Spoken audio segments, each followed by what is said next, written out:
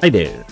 In one of my earlier videos when I talked about collections in Python, I talked about immutable and mutable objects, and I told you that tuples are immutable and list is a mutable equivalent of a tuple, and somewhere I just trimmed it down. I said tuples exist, and why do they exist?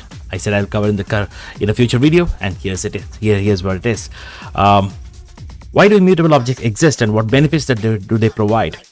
Well, this concept of immutability arises from many functional programming languages in the early days. You know about Haskell, or if you know about Lisp that existed in the early years. Even today, people use those languages. Yeah, it's quite popular. Haskell is being popularly used for building large-scale applications, though. These functional programming languages emphasize immutability. Well, what exactly are they? To recap again, you know that in Python, numbers are immutable. If I just say a is equal to 100, I'll say 1000. Just giving a big number in here. Let me just zoom this up a bit. You can see things better. Okay, sorry. Yeah, a is equal to 1000. And you know what happens when I actually use statements like these in Python? Whenever you see any literal data, be it a number or a literal string, or even a syntax for literal notation of tuple, list, set, dictionary, all of these will get converted to or get compiled to a construction expression. So it is like telling you could assume that this becomes a is equal to int of 1000. The code gets compiled. It's like telling create a new integer object whose value is 1000. So this object gets created in memory, and this gets allocated dynamically in memory when you execute this code, and then the address of that is mapped as a value for a key called a in the main namespace dictionary, the main modules dictionary. We call all global variables are keys of a main modules dictionary, right? I think I've covered that to extent in the previous session also. By the way, this value 1000 is immutable now. This object that's holding the value is immutable, I will say rather. So to verify that, if I'm going to say b is equal to a, or no, let's say b is equal to a. I'll just try to say print a, and I will try to use an id function, id of a. I guess you know what id function does. It basically returns the unique identity for an object. Every object in Python has a unique identity. From the implementation perspective, C Python, this id function returns the memory address where this object is allocated. But remember, this is just C Python's way of looking at things. If you use PyPy or Jython or IronPython, all the other implementations have a different other mechanism to uniquely identify object. But in C Python, memory address is unique. When you allocate an object dynamically on heap, you cannot have two objects at the same time, the same place, right? It's a space where it's allocated. That address is unique, right? So this address is what this ID is, printed in decimal notation. Some of you who come from C background want to see it in hexadecimal. You can always say hex of ID of A. Yeah, some people find this convenient to see in hexadecimal notation. Fine, that's just the memory address. Now, if at all I try to manipulate it, some of you might say, if I say a plus is equal to 1, am I not modifying the value 1000 to 1001? Not really. You can, to verify that, if I just go back and print a and id of a, I'll also say hex of id of a just to be more complete. You can very well see the id has changed. What do you mean by this? When you say a plus is equal to 1, this does not manipulate the object's contents in place, but rather it creates a new object. So this became translated as the new value of a is the old value of a plus 1. First, the right hand side is evaluated. When you evaluate the right hand side, 1001 is added, creating a new object as 1001. That's in different location of memory, and a is now made to point to a new location. What about the old objects, you might ask? Yeah, they might get garbage collected, assuming there are no more references to them, right? I use the words very carefully. I use might, okay? So yeah, there are a lot of rules about objects, references, and so on, which I hope I'll cover in the future. But anyways, here's what we should talk about: numbers being immutable. That means it's impossible to manipulate this number in place. You cannot just make 1000 and 1000, 1000 to 1001 or 1002. So all numbers are immutable in Python, be it integer, floating point, or even complex numbers. Not only that, in Python, strings are also immutable. When I say s is equal to, this is a test string. If I try to print s and say id of s, I'm going to leave the decimal notation for keeping things simpler. So you can see that the string that is being printed is this, and the id is this value. Some of you might say, what if I convert to uppercase? What if I convert to lowercase? All of the methods that operate on strings, if they seem to modify a string, they'll create a new string object. There's no mechanism to modify a string in place. Strings are also by definition immutable. So to summarize this, some of you might say, what if I say s plus is equal to new data? As you might have guessed, this will end up creating a new string object. You see this? A new string object. The ID is different. This creates a new string object by concatenating this is a test string with new data. So it creates a new string object and at a new location, and that's why the ID has changed. So none of these methods that seems to manipulate a string, like for example, if I say s dot replace of test with temp, for example, or test with new, okay, I'll say r is equal to, you can see that it creates a new string object at a different location while the original string is unaffected. You can see that the word test has changed to new here, and that's what r is. R is in a different location, whereas the original string is still left intact. Test remains test only, right? Now you might ask me, isn't this inconvenient? If you come from backgrounds especially like Perl or even TCL, you know that you can manipulate strings in place, right? You could make some changes there. But why is it that strings cannot be modified in Python, right? So if there's a way to modify, is there any other mechanism to do that? We'll discuss that later. But for now, why are strings, numbers, and we have a tuple, which is another data type, right? Which is in a way sort of unique to Python. Not really unique, it's quite rare. You'll not find tuple data structure in many of the mainstream languages. You don't find them in C, you don't find them in Java, you don't find them in JavaScript. I don't see them in many of the mainstream languages. It's quite unique to Python in that sense. Yeah, there are some languages which is not so very popular do have tuple. Many functional programming languages have them, right? They might be called with a different name sometimes, but they exist. So if I say a is equal to 10, 20, 30, and I'll say b is equal to 10, 20, 30. The first variable represents a tuple. The second variable represents a list. We can very well confirm that. A and B. If you want to find out what is the data type they represent, I guess you know how to find that out. You can use the type construct here, right? Type of A and type of B to identify the types of the arguments being passed. So first one represents a tuple and second one represents a list. So there are instances of tuple and list that you see here. Now, if at all I try to manipulate a tuple and list, let me try this. If I just say a plus is equal to, okay, first I'll just print id of a. Okay, let me repeat the cell one more time.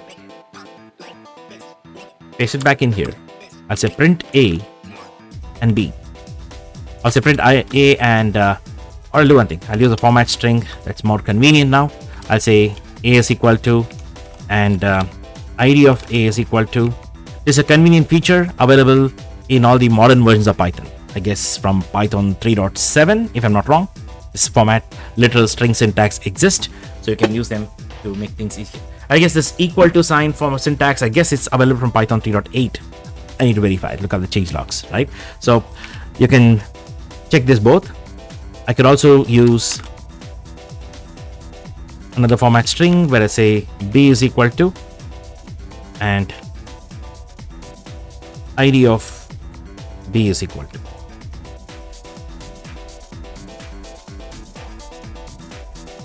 There's a reason why I put them as two different arguments to print function. So this is supposed to be one argument and this is another argument, so that I could actually separate them with new lines. I could say sep is equal to /n. This is a convenient way rather than repeating print function twice. You can see that this is a and this b and the IDs are these, right? Now I'm going to try a plus is equal to 40, 50, 60. B plus is equal to 40, 50, 60. I'm going to repeat the print function back in here. If you closely observe, the ID of A has changed after modification, but ID of B has not changed even after the list has been extended, right? So basically when you say B plus is equal to 40, 50, 60, this is just a shorthand for telling B dot extend of 40, 50, 60, a tuple being passed. Whereas A plus is equal to has become new value of A is equal to the old value of A plus another tuple of 40, 50, 60.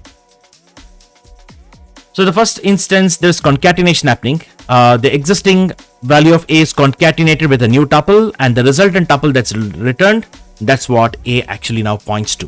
Whereas in this case, the list was grown, it was extended by adding new elements into the existing list. So you can see that difference between mutability and immutability in here. So obviously I think that list is convenient to use, right? Because you can modify things and you can customize the way you want. But some of you might say, no, I want a tuple because I want to make sure it feels like a constant, things that cannot be changed. Well, that's the rarest location where you use a tuple. But more importantly, what is the drawback of mutable objects? All mutable objects, in summary, they lack safetiness in terms of concurrency. They're not concurrency safe. What is concurrency? Imagine you have two threads and both threads are going to manipulate a list. Or not manipulate. One thread is going to be reading a list, is iterating over a list, while the other thread is manipulating it. There could be problems. There'll be problems. You have to somehow take care of synchronizing these two threads, because one is modifying a data structure while the other one is reading. They could have a lot of race conditions that can lead to dirty data, right? The data reads can get dirty or inconsistent. So how do you take care of that? You need to have some kind of a mutual exclusion pattern. So whenever you want to deal with manipulating a list or even reading a list, you want to make sure that nobody else is accessing a list before I access it. So some way you need to acquire a lock, perform some activity and release it, right? In Python, I guess the global interpreter lock is what is used for coordinating this kind of operations. But then in summary, list, forget about global interpreter lock. That's mostly for the interpreter. It's nothing to do with the list here, okay? But if you're going to be writing a program, a multi-threaded program that has to manipulate a list or read a list, you need to have your own locking mechanisms in place to ensure data safety. But with the tuple, you don't have to worry because nobody else can modify it. It's automatically concurrency safe. That's the same aspect with even strings. Strings are by default concurrency safe. Tuples so are numbers. You don't have to worry about acquiring a lock and manipulating it and releasing a lock. You don't have to worry about that because you can make sure that everybody can read, nobody can modify it. So it's automatically safe that way. This is a major advantage. An object being immutable also provides another side effect benefit, and that's got to do with hashability. What exactly do you mean by hashability? You can actually compute the checksum. The checksum of an object is pre-computed during construction. These are called as hashable objects. So what are hashable objects? Hashable objects are objects whose hash code, I'll use the word hash code, it's a kind of a checksum based on value. Checksum based on their value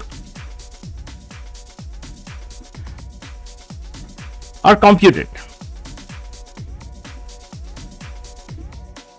and stored within the object during their construction.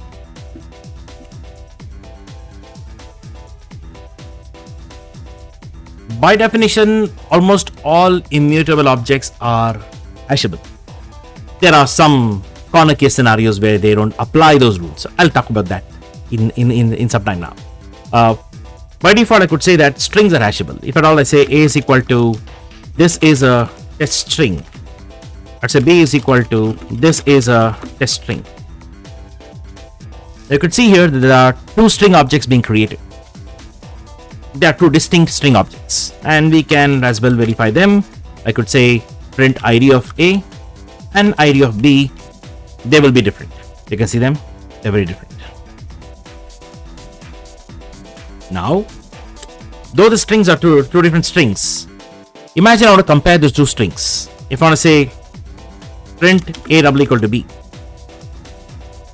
yeah, it's going to compare these two strings and return true or false. If the string is different, it's going to say if they are different. For example, if at all I add an extra dot here, the strings are not equal anymore because there's an extra character here, or maybe I could have changed one of the characters to a capital I. For strings to be equal, they should have the identical data. Yeah, identical data. Now you will ask me, how is this comparison being done? Well, if you come from the C background, comparing two strings, two character arrays are done by using something like strcmp, right? String compare function. And if you look at the big O notation for that, they might lead to O of n complexity to confirm the strings are equal. Why? Because comparing two strings might involve comparing the first character with the first character, second with second, third with third, fourth with fourth. It goes on till the length to verify that both strings are equal. So larger the string, more time it's going to take to iterate over every single character to figure out that two strings are equal. But in Python, that is not the case.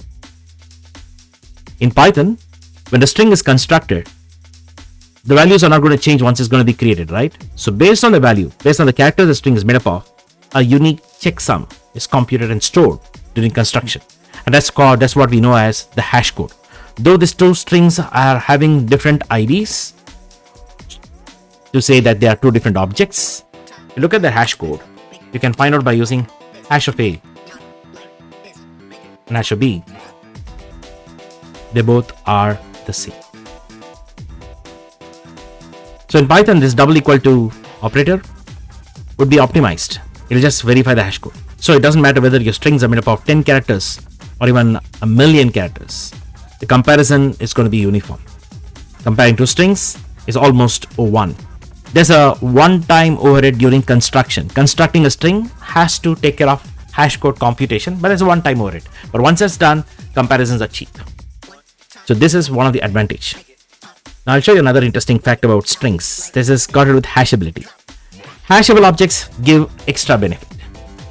For an object to be hashable, it has to be immutable. But what are the advantages of hashable objects? Obviously, I told you keys of a dictionary, elements of a set are to be unique, right? How do you make sure they're unique? You just compare the hash code. You just compare the hash rather than doing this complex value comparison, right? But another benefit I can show you is related to strings right here. If I say A is equal to hello world, B is equal to hello world. If I try to print ID of A and ID of B, the IDs are different. It's a known fact. I could also show you some more thing. There's another interesting concept. I might be digressing from here, but it's a concept that you should be aware of if you're not already. So I say C is equal to A, and I'm going to print ID of C. Before that, I'll print A, B, and C. They're all the same, right? I'm just going to verify that. Separate them with new lines to make it more readable. By running this, A, B, and C all represent a string hello world, but closely observe the IDs, right? ID of A and ID of B are different. You can see that they are very different here. You can see that it shows 1168 for A at the end, right? And 6000 for B. But what about C? C has got the same ID as A. What do you observe here? Here's one important rule about Python. I tell you that all assignments copy references. All assignments, they don't copy the actual object. They don't make a duplicate copy of an object. They do not clone an object, right? Objects are all referred to by variables. Variables act like references to objects. So each variable is mapped to an address where the object is stored in a namespace dictionary. Those addresses get copied. Those addresses act like references, right? They get copied. So there are two labels to the same object. So in this case, this hello world is represented by both A and C. There are two labels to this hello world. This hello world is different. This is another copy that's maintained somewhere elsewhere, right? That's what you see here. Now, I'm going to make a small difference here from this cell to this. This time I'll say A is equal to hello underscore world, B is equal to hello underscore world. You closely observe that the string's size is not changed, same size. The only difference is that there was a special character in this case. You might say this is a special character, but I will say it is not. In Python world, underscore is not a special character. In Python world, you call a character a special character if you cannot use those characters as a name of an identifier. If you have a variable name can be made up of alphabets, numbers, and underscore. These are called as word characters to be more accurate, right? So you can see that if I say A is equal to hello underscore world and B is equal to hello underscore world, and if I try to execute this cell one more time, this code part,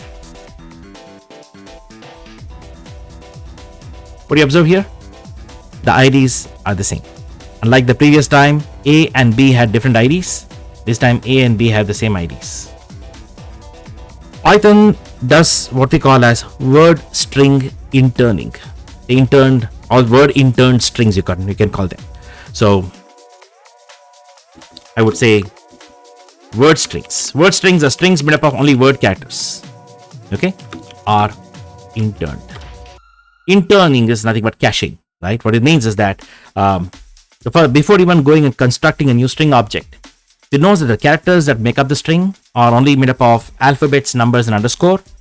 It checks whether there's already an existing string of the type of their contents existing. If it's there, it's just going to create another reference to it, right? Rather than making another copy. You might ask me why they do it only for word strings, why not for small strings, why not for strings with special characters. The rationale behind it is, I'll tell you, these strings like these are very commonly used as names of variables, names of functions, names of classes, names of modules, names in general. You know what these names are? Names are labels to objects, and you'll see every single object will be referred to by some name, right? In Python. Variables, functions, classes, modules, all of them are objects in Python. So they are referred with identifiers, which are names. And these names are word characters. They might start with an alphabet or an underscore, and they contain alphanumeric characters and underscore. That's the rule, right? And you'll find a lot of these strings created representing the variables, representing those names, I would say. If you know that, I told you that every variable is technically a key in a dictionary. So there are like 1,000 dictionaries for 1,000 different objects, attributes. You don't want this name to be repeated. You want to optimize them. It is for this practical optimization they do interned word strings in Python. Many people who come from Java background will think there's something called string pool or word pool or so on. No, Python does not use something like that. It's simplistic. Okay, they only do this kind of optimization. And for this to work, they maintain a hash table internally of intern strings based on the hash code. So when the hash code for this string is getting computed the first time, after the hash code is computed, they'll go and look at the hash table and find out if there's any string with the same hash code found. If it's found, they'll take the reference for it from that hash table. If it's not there, they'll add a new entry in that. So second time when you say B is equal to hello underscore world, this hash code will match the same hash code as hello underscore world from A. So obviously it's going to reuse that string. You get this benefit because they are hashable and they are immutable. Strings cannot be modified. Why have duplicate copies? Well, the same is also applicable to small numbers. I'll also show you this will be a little bit of detour, and for this demonstration I will not be using Jupyter Notebook. There's a reason for that. Jupyter Notebook maintains multiple references to various variables that I create in the cell, so it might look a little too clumsy. So I'm going to show you in good old Python prompt in here. Okay, let me just launch Python. If I type A is equal to, okay, let me just zoom this a bit so you can see things better. If I type, let's say A is equal to 1, 2, 3, 4, 5 number, B is equal to A, C is equal to B, D is equal to B. Basically, you know what? We have 4 variables, A, B, C, and D, all pointing to the same object. It's like you have an object and there are 4 labels stuck on top of them. Remember, variables act like those labels in Python. Variables don't store values. They act like labels to objects. That's what they call names in summary. right? When you look for a variable that is not defined, what do you get? If I try to, let's say, look for a variable E that's not defined, you get name error. It doesn't say variable error, it says name error. So every object has a name. An object has multiple names. An object can have multiple names.